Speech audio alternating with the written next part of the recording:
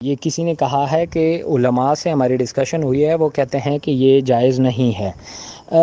Brother, بات یہ ہے کہ میں اللہ معاف کرے بڑی احتیاط کرتا ہوں اپنے الفاظ کے ساتھ۔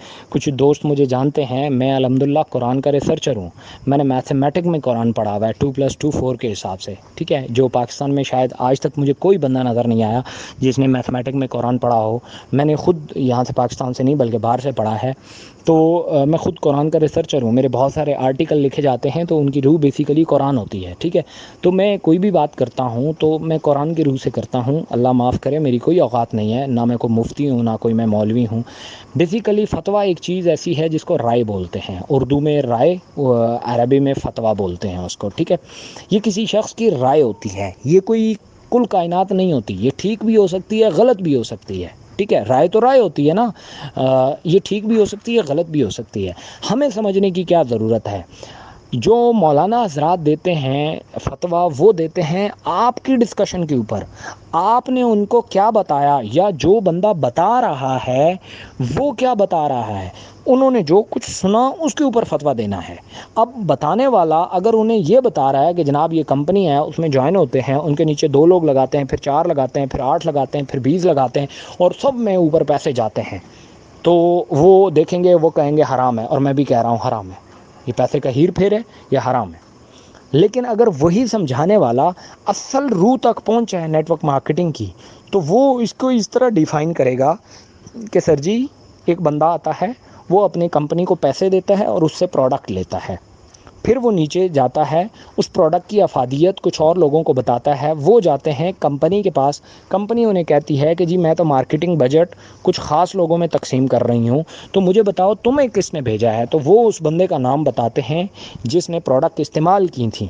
کمپنی کہتی ہے ویری گڈ، وہ تو میرا بڑا اچھا کسٹمر ہے، اچھا آپ اس کے ریفرنس سے آئے ہیں، ہاں جی، تو کمپنی ان کی سیل لیتی ہے، ان کو پروڈکٹ دیتی ہے، اور اس میں سے کچھ کمیشن نکال کے اس بندے کو دے دیتی ہے، کہ کیونکہ اس کی وجہ سے وہ لوگ کمپنی کے پاس آئے تھے۔ اب سیم یہ کام ریپیٹ ہونا شروع ہو جاتا ہے، لیکن الٹیمیٹلی جتنی بھی سیل آئی ہے اس کے بدلے میں کچھ نہ کچھ پروڈکٹ گیا ہے، اور اس کے بدلے میں کچھ نہ کچھ کمیشن آیا ہے۔ دوسری بات وہ یہ کہتے ہیں کہ ہاں اگر جنس انوالو ہے، پروڈکٹ انوالو ہے، تو کوئی مسئلہ نہیں ہے۔ کچھ زیادہ تر لوگ یہ کہتے ہیں کہ جی یہ جو کمیشن ہے یہ حرام ہوتا ہے، کمیشن حلال ہی نہیں ہے۔ تو اس حساب سے پھر یہ ہے کہ میرا اکثر سوال ہوتا ہے جس کا مجھے آج تک وہ لوگ سیٹسفائیڈ جواب نہیں دے پائے، کہ جو ایک دکاندار ہے، بیسیکلی اس کی پروڈکٹ اپنی تو نہیں ہے، وہ تو ہول سیلر سے اٹھا کے لا رہا ہے، تھوک والے سے۔ وہ کیا کرتا ہے، وہ جاتا ہے تھوک والے سے پروڈکٹ اٹھاتا ہے، اپنی پروڈکٹ نہیں ہے اس کی، وہ تھوک والے سے اٹھا کے لاتا ہے، اپنی دکان پہ رکھتا ہے، کسٹمر آتا ہے اس کو پروڈکٹ دیتا ہے، اور بیچ میں سے کچھ پیسے رکھ لیتا ہے۔ 100 روپے کی چیز لاتا ہے، 120 روپے کی بیچتا ہے، تو وہ 20 روپے کیا بنا، وہ تو کمیشن بنا۔ تو وہ حلال ہے یا حرام ہے؟ اگر اس کے اوپر آپ مجھے کوئی فتویٰ دے دیتے ہیں، اگر یہ بھی حرام ہے تو پھر یہ سب کچھ حرام ہے، کیونکہ مجھے ایسا لگتا ہے کہ نبی اکرم صلی اللہ علیہ وآلہ وسلم جب شام گئے حضرت خدیجہ کے ٹوکرے لے کے، وہاں پہ جا کے انہوں نے ٹوکرے بیچے، اس کے بدلے میں کچھ پیسے انہیں ملے، یا جو بھی اس ٹائم کا جو ذرائع مبادلہ تھا، وہ آئے، انہوں نے پورے کا پورا حضرت خدیجہ کو دیا، حضرت خدیجہ نے اس میں جو ان کا حصہ بنتا تھا وہ اٹھا کے ان کو دیا۔ یہی کام ہم بھی تو کر رہے ہیں، ہم بھی سمپل سا کام کرتے ہیں، ہم کمپنی کے پروڈکٹ کو اٹھاتے ہیں، لوگوں کو دیتے ہیں، وہ جاتے ہیں کمپنی کے پاس، ان کو پیسے دیتے ہیں، پورے کے پورے پیسے، اور پروڈکٹ لے جاتے ہیں، کمپنی ان میں سے جو ہمارا حصہ بنتی ہے وہ اٹھا کے ہمیں دیتی ہے۔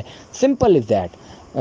یہ آپ جس مولانا صاحب نے ناجائز کہا ہے، تو انہوں نے یہ ریزن لازمی لکھی ہوگی کہ کیا وجوہات ہیں جس کی وجہ سے جو ہے اسے میں ناجائز کہہ رہا ہوں، تو وہ اس بندے پہ ڈیپینڈ کرتا ہے کہ اس نے کیا بول کے جو ہے وہ فتویٰ لیا ہے۔